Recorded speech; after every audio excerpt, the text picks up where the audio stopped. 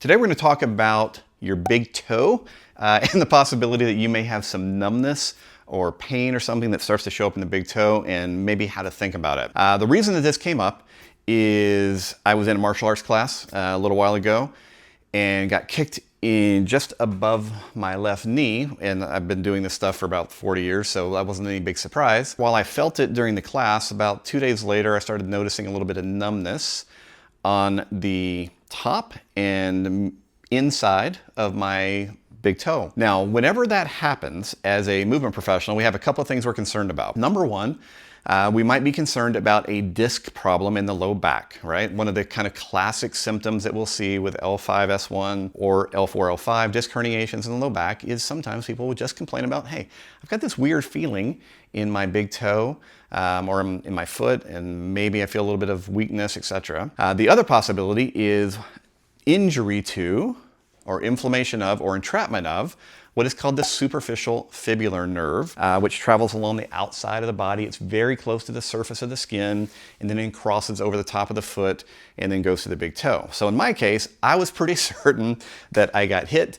I got a little inflammation, a little injury of that superficial fibular nerve. And so I wasn't concerned about my low back. But again, if you are dealing with big toe issues, whether that's weakness, pain, numbness, tingling, these are things that you might need to see a professional about. And if you are a movement professional, which is most of the people that watch our channel, make sure that you keep this little differential in mind, because you may need to do some additional sensory testing and muscle strength testing to really be able to identify, okay, what's going on. In either case, what we may find is that there is one specific, what we call neuromechanic drill, or nerve flossing or nerve tensioning drill, that can be really effective, and that is one for the fibular nerve. The way that we are going to set this up, I'm going to do it standing, is this.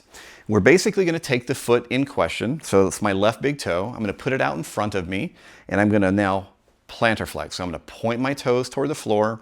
I'm going to turn my toes in, and I'm now going to curl my toes down.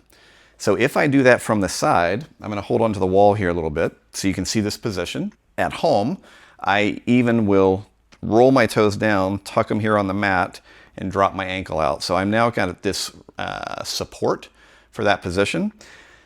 Just like our other lower extremity neuromechanic drills, once I have the foot in that plantar flexed, inverted, and toe flexed position, now it's all about what I do with everything above it. My knee, my hip, my low back, my spine. So if I'm in this position, I'm now going to be folding forward, basically doing almost what we would consider to be a hamstring stretch. But once I'm in position, I'm going to start to bend and extend my knee, turn my hip in and out.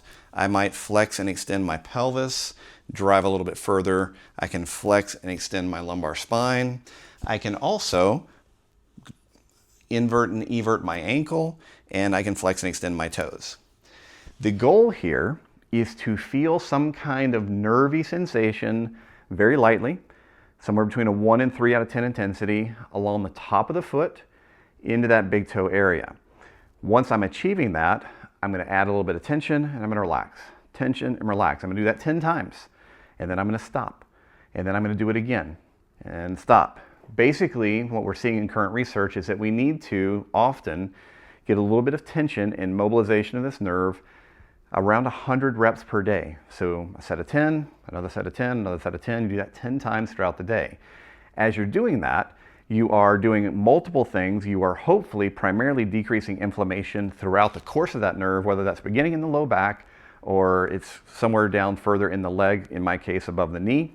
And usually what we will start to see, especially if this is a mild problem, that very quickly you'll start to feel some changes in that tingling, that paresthesia. If you have some pain, maybe the pain will begin to diminish. Now, obviously, if getting into this position causes more significant tingling after you're done, then you're doing it too hard, or this may be an inappropriate exercise. So if you are not a movement professional, I highly recommend you run this kind of training past whoever is on your healthcare team to make sure it's appropriate for you. But either way, we love utilizing these very specific, what we call neuromechanic drills, nerve flossing drills, because they can be really, really effective.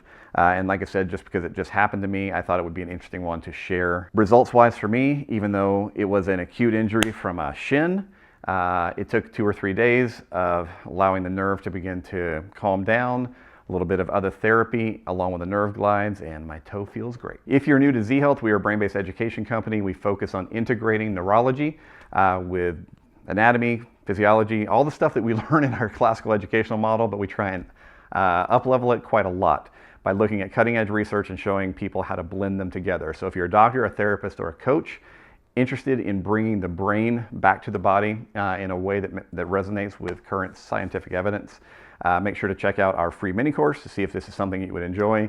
Subscribe to the blog, etc. We'd love to work with you. All right, take care.